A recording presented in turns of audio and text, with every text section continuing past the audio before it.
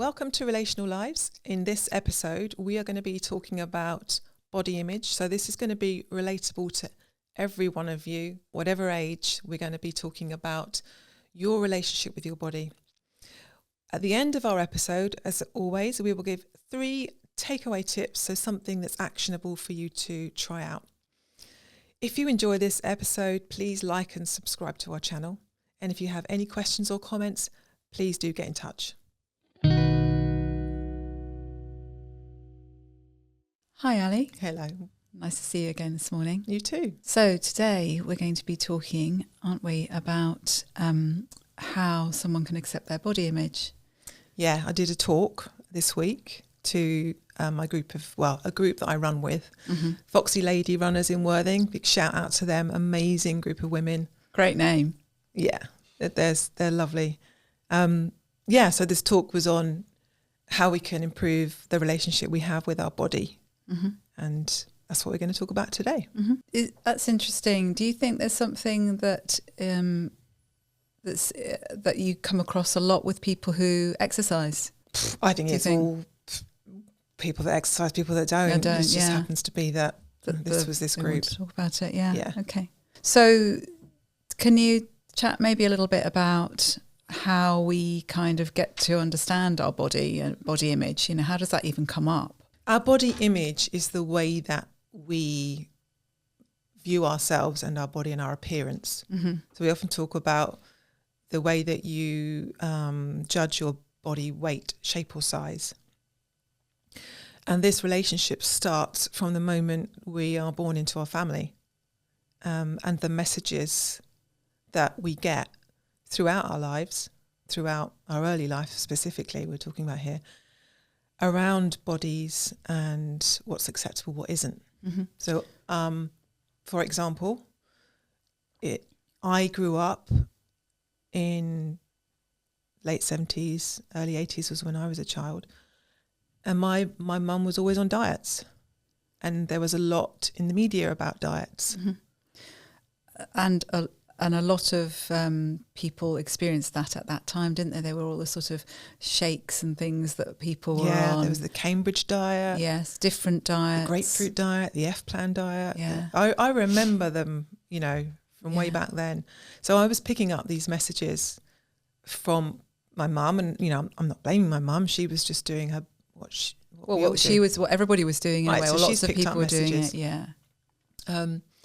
So these messages can be overt messages, for example, being told you're too fat or your thighs are too big, or they can be covert messages you're picking up subliminally through the media. And I guess now with the media as it is and how it's been with all the sort of airbrushing and the things that go on with social media, that must add a huge extra pressure on people and how they think about themselves and their body image.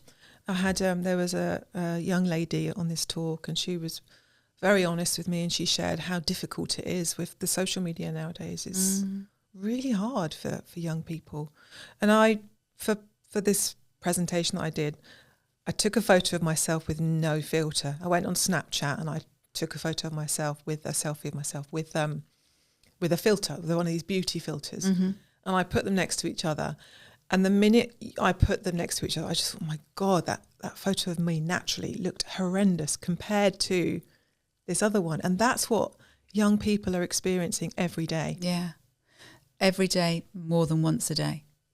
Yeah. Multiple. It's like it's constant, isn't it? Yeah. So even for you, that was a hard thing.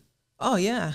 Giving a presentation on body image, and when you were using those as examples, that for you seeing one without the filter, you immediately told yourself that it was horrendous.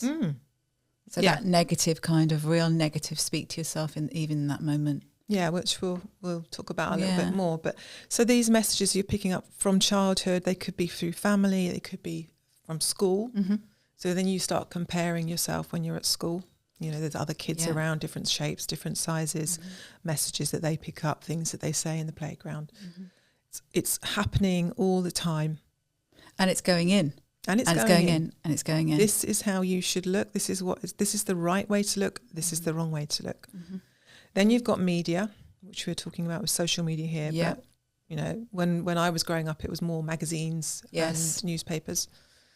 And then relationships. So relationships, there was some comments on a questionnaire I did, and things that previous partners had said, you know, critical comments about someone's shape or size.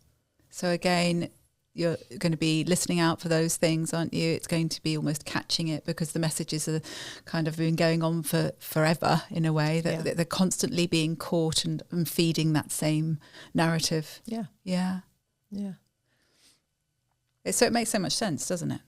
In a way, if something's modelled to us, if we're experiencing something and we're hearing something and interpreting it in that way over and over again, then of course that's going to, in our minds, equal, there's something wrong with me. Yeah.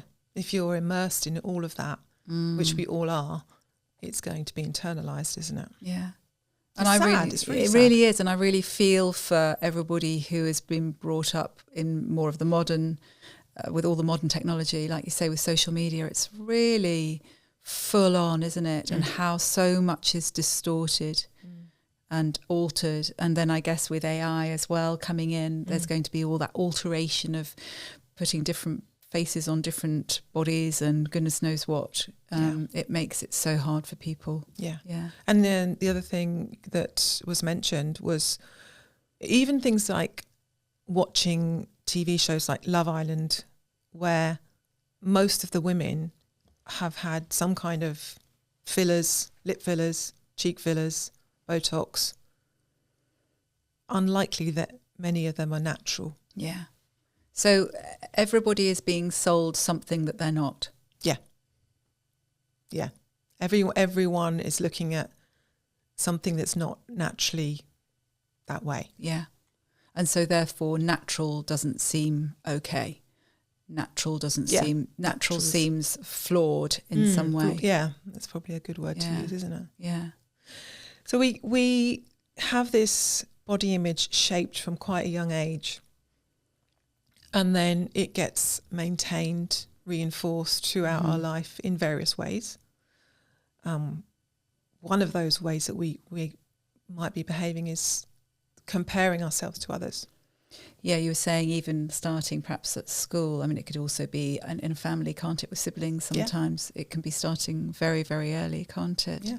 Noticing difference and noticing those little comments as well, like, you know, my sister was smaller than me. She was cuter than me.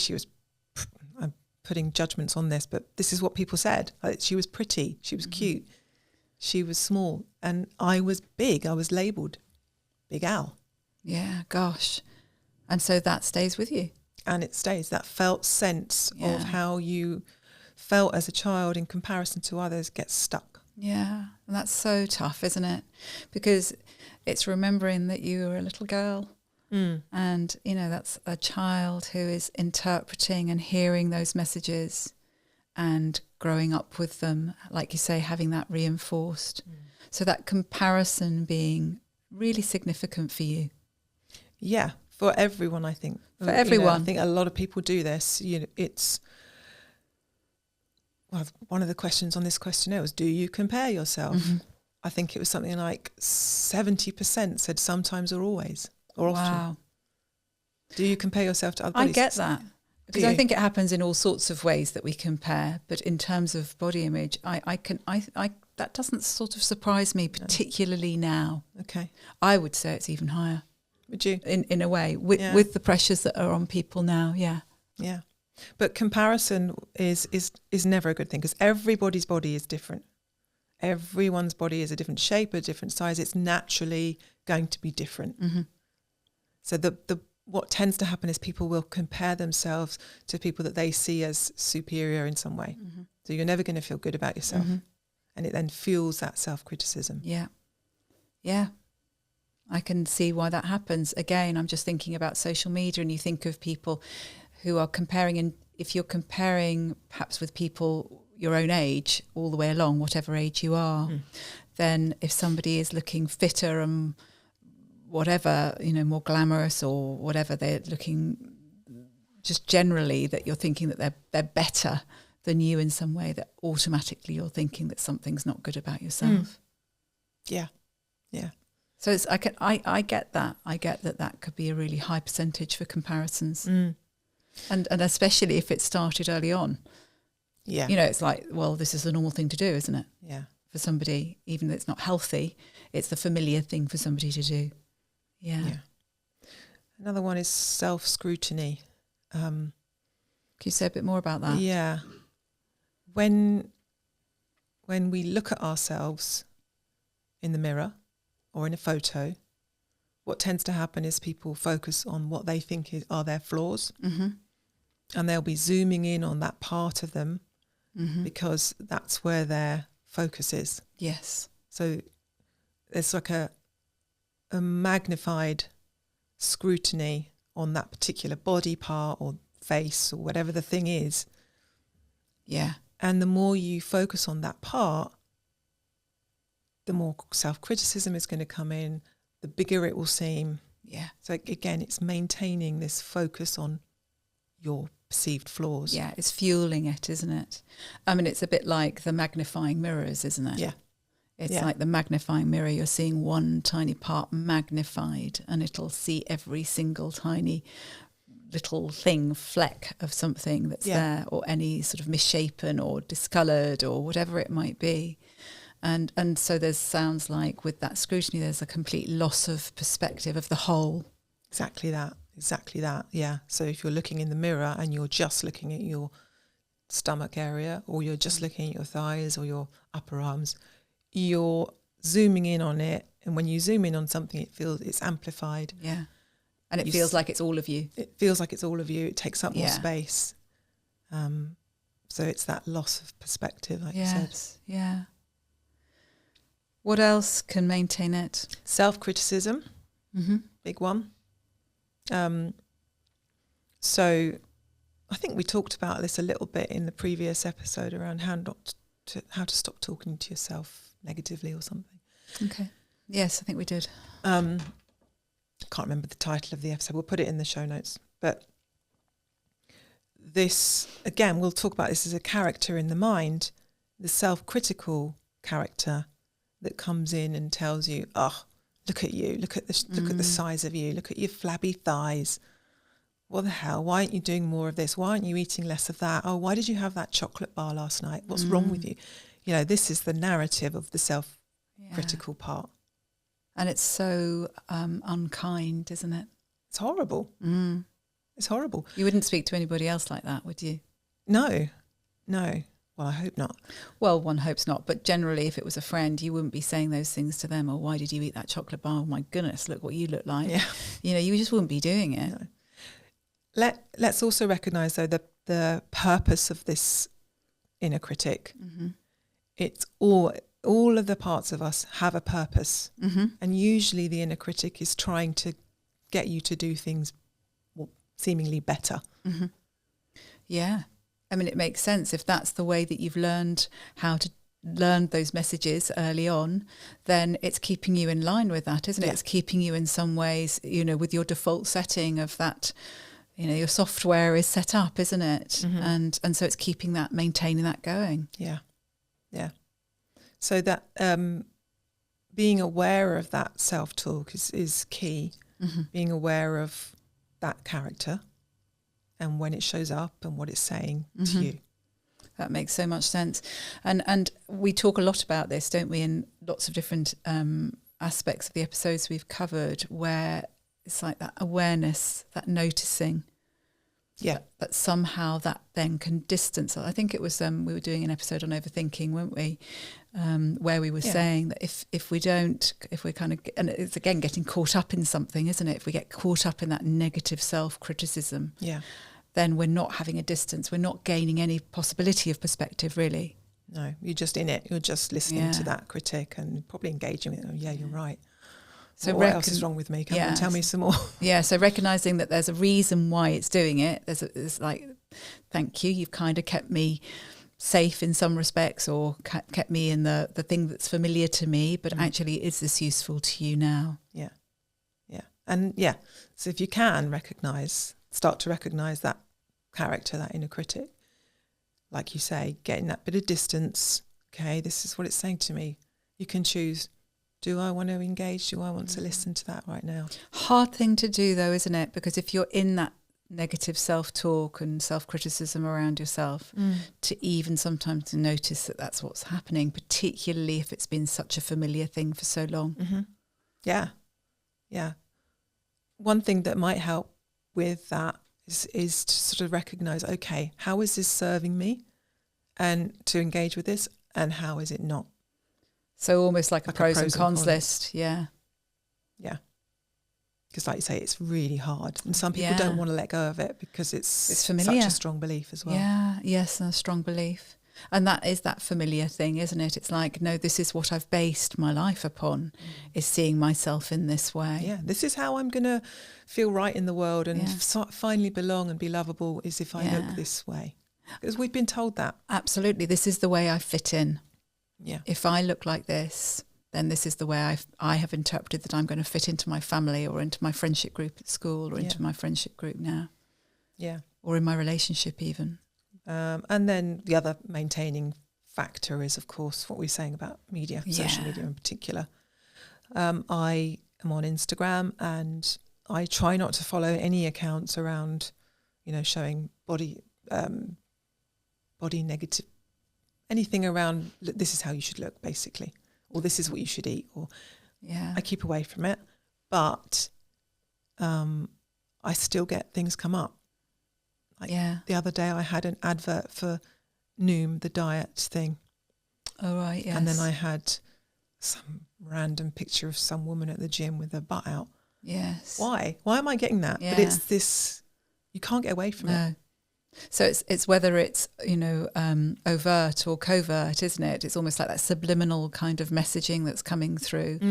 And if you're not aware of it, somehow that's going to go in, isn't it? So, and that constant bombardment of it. And also with social media, people often put out, don't they, like you say, their best look, as it were, the most airbrushed, the most, I don't know whether that's the word now, but the most altered, unnatural. But you can take a million photos and only pick your best ones, right? So they're going to put the best ones on there. This is I'm aware of it still now. I've just been away with some of my family and it was an opportunity to get some photos for our family calendar kind of thing. And all of us are looking at the bits that we don't like. Hang on, stop.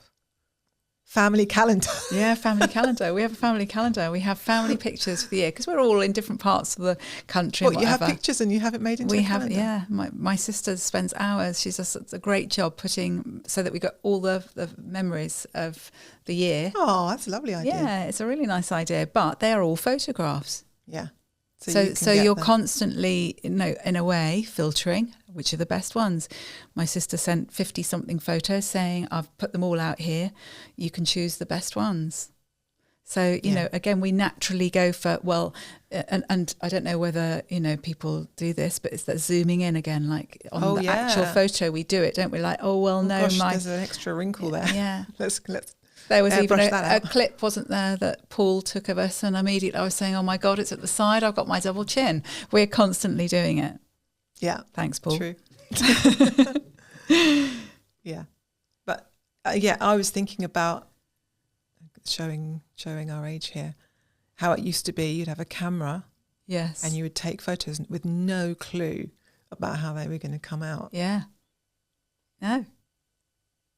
So, yeah, it's very different these days. Yeah, it's very, very different. Yeah, especially when it was like you had to wait X amount of time to get them with photos. You used to send them off, didn't you? Well, I did. I used to send them off, wait for them to come back or take them to a shop to get them done. Yeah. Yeah. Okay, so what can be done to improve this experience for people around their body image? Yeah, so if you're somebody who wants to change this and you want to improve how it's really about body acceptance, accepting this is who I am, and I'm grateful that I'm alive and I have the body that I have, this incredible piece of kit that we have, isn't it? It is. It's a miracle, really, isn't it? Everything that we go through and put ourselves through, that we have this functioning body in the way that we do. Yeah. So we're aiming towards acceptance of your body, how it looks, what shape it naturally is. People that are watching this that are, you know, really wanting to diet, they're going to be saying, well, I'm not going to accept it because that's not healthy. But actually, the more you can accept who you are, the less you're going to be criticizing yourself. The less you criticize yourself, the less you're going to be needing to comfort eat. Yes. And so you stop that cycle. Yeah. So the self-criticism leads to low mood. Mm-hmm. Low mood leads to comfort eating, binge eating. Mm-hmm. Binge eating leads to more self-criticism, and you're just stuck in this awful spiral, vicious loop. Yeah. Horrible, isn't it? Yeah. And is there something in that acceptance that, you know, you accept your body as it is? You're having quiet, and hopefully you'll notice that self-criticism so that you're stopping that loop. Is there something also about people can choose then to make a commitment to something that they want to do, to be, I don't know, decide that they want to join an exercise class, to meet people or whatever? Well, is there something that comes in, or does that add to the non-acceptance? Well, no, because it's, you know, the way I look at it is if you bought a really expensive car, and you know that if you really look after this car, it's going to run well, it's going to last you years, it's going to be reliable, you're going to want to look after it, you're going to want to put good fuel into it, you're going to want to... So that's the commitment, isn't it, I guess? It's the commitment to looking after. Yeah, it's that. Yeah. Rather than I want to lose weight to be a certain size, I want to eat well to be healthy inside. Yes. And that's so important, isn't it? That difference. It's key. Yeah. That I want to do it because I want to be healthy. I want to keep this really amazing body that's functioning in the way that it does. I want to look after that. Yeah. You know, there is a lot to this. This isn't a simple thing. No, so of course. I don't want people to just think, oh gosh, I should go away from this. It's all going to change. Yes. But I hope, you know, even if you take one thing from this that will help you think, help you maybe make one change. But it is that key difference between I want to take care, I'm grateful for the body I've got, I want to look after it so that it functions well for me for a long time. Yeah. As opposed to the negative self-talk, I just want to be I want to be different, size, I'm not the right, you know, I'm not accepting myself in any way, shape or form. Yeah. So some of this is, well, not engaging with that self-critical part. Mm-hmm. So acknowledging it, firstly, becoming aware of it, but then not paying attention to it. Mm-hmm. How can people do that, like that, not paying attention? Well, it's a bit like we were talking about in the overthinking. It's the thank you, but not now. Yes. Thank you. I know you've got something to say about this, but I don't want to. Yeah. I don't want to talk about that. I don't want to engage with that. And that again gives that distance, doesn't it? Yeah. Not comparing. How do people stop comparing? Yeah, because it's very automatic. It's very automatic. Well, isn't there an element of noticing again? As with everything, it is that first bit is the awareness, isn't it? Yeah. And one thing you could do, I don't think this is in our takeaway tips, but one thing you could do is keep a sort of tally of how often you do it. Just how often, just catch yourself. Okay, I did it there. It's a bit like the self-criticism. If people, you know, I find with some of my clients, I don't know, I'm sure you do with yours, is that when you start noticing how often you self-criticize, it's like, oh my God, it's like it's all the time. Yeah. And how many times it's the same thing, Bloody I guess, idiot, I'm criticising myself all the time. So you're even doing it. Yeah, yeah. But one of the things we used to do with CBT, with this kind of thing, was we'd have clickers. Do you remember, like counters? Yeah. And how you'd get times? people to just have it in their pocket and just click. Yeah. Click. How many times you notice you're doing this? And then that can bring that awareness, can't it, in? So even though it's really hard. And again, I think there's something, isn't there, around not giving yourself a really hard time if you do. So if you are, if you have kind of done your equivalent of clicking and noticing how often you do these things, that you're not then criticising yourself, like you say, of how many times you've done it. Yeah. Oh, what an idiot. What an idiot. Oh, look how many today. times I'm doing that. I'm obviously useless at this. I can't catch Click, myself. done it again. Yeah. So yeah, that's once you're aware of it, you can then choose, okay, I'm not going to do that. Yeah. Gratitude and compassion. So we've talked about gratitude. This is appreciating that you have this amazing body that functions in this incredible way, and wanting to look after that. But also self-compassion, which we talked about in another episode, wasn't it? Mm-hmm. Self-compassion is that other character we're wanting to build, that is understanding, wise, can be alongside your suffering, but also wants things to be better. Yes. And if we can build that character, the likelihood is that you're going to engage less with the critic. Yeah. And this is remembering we are made up of many parts, and sometimes some parts are smaller and quieter and need to be developed more, don't they? It's a bit like a muscle, isn't it? It's exercising that muscle, exercising that part that can be more able to be with ourselves kindly, more able to be with ourselves, like you say, alongside us, which, alongside the other parts which are hard to deal with, to alleviate some of that suffering. Yeah. And then, like you say, to be able to do something different. Mm-hmm. So the compassionate part would say to you, well, of course you're comparing yourself, this has been something you've been programmed to look at. Yeah. Of course you're going to do that. And you've done it for probably forever, what feels like forever, from a long time ago. Yeah. And well done for catching it. And let's see if we can do this differently. Yeah. And the more that you're able to catch it, the more that hopefully that sort of stops that cycle kind of continuing, doesn't it? That spiral into that negative thing. Yeah. Yeah. So gratitude and compassion can be changed, can be brought into this, which will help change things.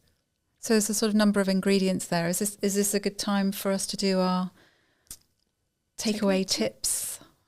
We need a little song there, don't we? We do. Takeaway tips. So if you've got a journal, which we encourage everyone to, get a journal that they can use for these episodes. Yeah, remember that stationery thing. I love it. Well, that's particular stationery shop. Well, any stationery shop, but where you can get a really nice journal. Yeah. Grab your journal and think back to the messages that you might have picked up on in childhood, whether that be from family, from experiences with your friends at school, but anything where you can say, yeah, this makes sense. This is how I've developed this relationship with my body. And you might find, you might be someone who's actually got a really good relationship with your body, in which case you can look at that and how did I get to this point? Mm-hmm. How can I help my friends who don't have that? Mm-hmm. So the second point is to write down all the things that you might be doing to fuel the poor relationship with your body. So these are the things that we were talking about in terms of the comparing, that scrutiny, that sort of self-criticism, and also, all the media checking and looking that you might be doing. And the last one, we want you to choose at least one from the list that you've just written and make a change. So it could be, for example, you go through your social media accounts and you unfollow any accounts that you think might be fueling this negative body image that you have. Or it could be that you choose to stop comparing yourself. But just start with one thing that you want to change. Yeah, small steps, isn't it? Like you say, it's a big subject, big. It can be an issue for lots of people in all sorts of different ways. Yeah. But hopefully those 3 takeaway tips will be a way that somebody can start looking at things differently, looking at themselves differently, and accepting themselves. I really like the idea that our bodies all tell a story, don't they? And it's around how do we accept that story as being an important one. Yeah. Yeah, absolutely. And I think that relates to something that was brought up quite a lot on this talk was the aging body. Yes. So if you're someone listening and watching this in your 40 plus, you're going to see changes. You are. Natural changes in the body. Yeah. That, if we can accept it. Yeah. And look after ourselves, that's going to be the best attitude to have. Absolutely. Absolutely. Hugely important. And it, it's changing all the way through, isn't it? And I think there's that thought that we're going to be the same as we once were. And that's not what life's about. No. Thanks, Ali. Sounded like your talk went really well. I'm sure your foxy ladies got a great deal of information from you. Yeah, and I hope that everybody today gets some.